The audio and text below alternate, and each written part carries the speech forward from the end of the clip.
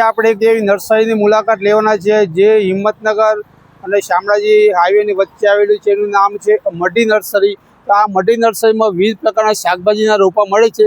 તો હું પણ અત્યારે નોકરી પૂરી કરીને રોપા લેવા માટે આવી છે. ઘરે તાજી તાજી શાકભાજી ખાવા મળે. તો ચાલો આપણે મુલાકાત લઈએ. જો મિત્રો, સુંદર મજાની આપ નર્સરી હાલ જોઈ શકો તો વિવિધ પ્રકારના છોડ મળે છે. અને આપણને ગાંભોઈ હાઈસ્કૂલના નરસિંહભાઈ પણ મળી ગયા છે. કેમ છે નરસિંહભાઈ સાહેબ? મજામાં? શું લેવા આવ્યા તમે? અહીંયા રોપા લેવા માટે આવ્યો છું, ટામેટી અને મરચા માટે. એમ શિક્ષકના વ્યવસાયની સાથે સાથે તાજી શાકભાજી ઘરે ખાવો છે એમ? પોતાની જાતની પ્રોડક્ટ, ઓર્ગેનિક. સરસ સરસ સાહેબ, ખૂબ ખૂબ ધન્યવાદ. તો આ અહીંયા જે મજૂર પણ કામ કરી રહ્યા છે બહેનો, આપ જોઈ શકો છો. અહીંયા વિવિધ પ્રકારની વેરાયટી મળે છે. તો આપણે રીંગણ, કોબીજ, ફ્લાવર, કારેલી, દૂધી, ગલકા, તુરિયા બધું મળી છે. એટલે અહીંયા છૂટક લેવા હોય તો મળે કે એટલે હોલસેલમાં લેવા હોય તો શું ભાવે? વ્યાજબી ભાવ થઈ જાય. એ રૂબરૂ આવે જ્યારે વ્યાજબી ભાવ થઈ જાય. બરાબર. એટલે અહીંયા આવવું હોય તો કસ્ટમર માટે લોકેશન કઈ? એટલે શામળાજી હિંમતનગર હાઈવે, બરાબર ને? આ નર્સરી નામ છે મઢી નર્સરી. હોટલની બાજુ આગેલ અને કાકરોલની વચ્ચે. અને મોબાઈલ નંબર 7226026026 પર ફોન કરીને એકવાર અવશ્ય મુલાકાત લેવી. હવે આપણે જોઈ લઈએ નર્સરીમાં જે છોડ છે, છોડની મુલાકાત કરી લઈએ.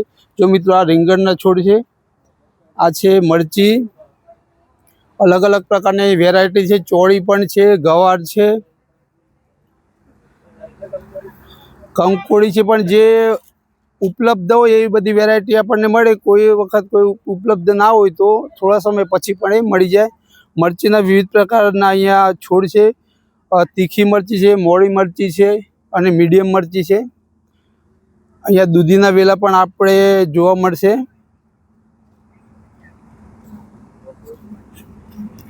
તો આ પ્રકારની અહીંયા સુંદર મજાની નર્સરી બનાવી છે. તો આપણે ઘરે બજારની શાકભાજી જે દવાવાળી આપણે ખાતા હોઈએ છીએ એના કરતાં જો ઘરની આજુબાજુ જો થોડી ઘણી જગ્યા હોય અને એનો આપણે જો સદુપયોગ કરવા માગતા હોય તો અત્યારે ચોમાસાની સિઝન ચાલી રહી છે. અને આ ચોમાસાની સિઝનમાં જો આપણે આ છોડ સસ્તા ભાવે મળતા હોય છે, એ લોકો મહેનત લેતા હોય છે એમની. અને આપણને જો ઘણીવાર કેવું થાય છે કે છોડ ઉગાડવામાં આપણે બિયારણ રોપીએ છીએ પણ ઘણીવાર છોડ હવામાન અનુકૂળ ના આવતા છોડ આપણને ઉગતા નથી અને આપણી મહેનત એળી જાય છે. તો આ રીતે જો છોડ ઉગાયેલ જે ધરું હોય છે એ ધરું જો આપણને મળી જાય તો આપણે વાવીને કદાચ થઈ જાય 15-20 દિવસમાં એના ફૂલ આવવાના ચાલુ થઈ જાય અને 1 મહિનાની અંદર તો આપણે લીલીછમ અને તાજી શાકભાજી ખાતા પણ થઈ જઈએ. તો આપણે જો તમે પણ આ રીતે જો શાકભાજી ઘરે જ ઉગાડવા માગતા હોય અને ખેતરમાં પણ જો તમે શાકભાજી વેચવા માટે માગતા હોય તો એકવાર આવી નર્સરીમાં આવી અને ધરું લઈ જાઓ અને યોગ્ય માવજત દ્વારા આપણે પોતે પણ ખાઈ શકીએ, સંબંધીઓને પણ આપી શકીએ અને આપણે થોડું ઘણું એને વેચાણ કરવું હોય તો પણ કરી શકીએ. આપ જોઈ શકો છો, આ ટામેટીના છોડ છે. તો મિત્રો, અમે અહીંયા ત્યાં મઢી નર્સરીમાં આવ્યા. તો મઢી નર્સરીમાં અમને સાહેબ પસાભાઈ સાહેબ જે 11મો સમૂહ લગ્ન જે 68-42 પ્રણામી વણકર સમાજનો થયેલો તેના પ્રમુખ શ્રી હતા પસાભાઈ. નમસ્કાર સાહેબ, કેમ છો? મજામાં? તો અમને આ મળીને ખૂબ ખૂબ આનંદ થયો. અને કારણ કે એ પણ ઓર્ગેનિકમાં માને છે ને એ પોતે શાકભાજી પોતે જાતે જ મહેનત કરી શાકભાજી ઘર માટે ઉગાડે છે અને પોતે ખાય છે, સગા સંબંધીને પણ ખવડાવે છે.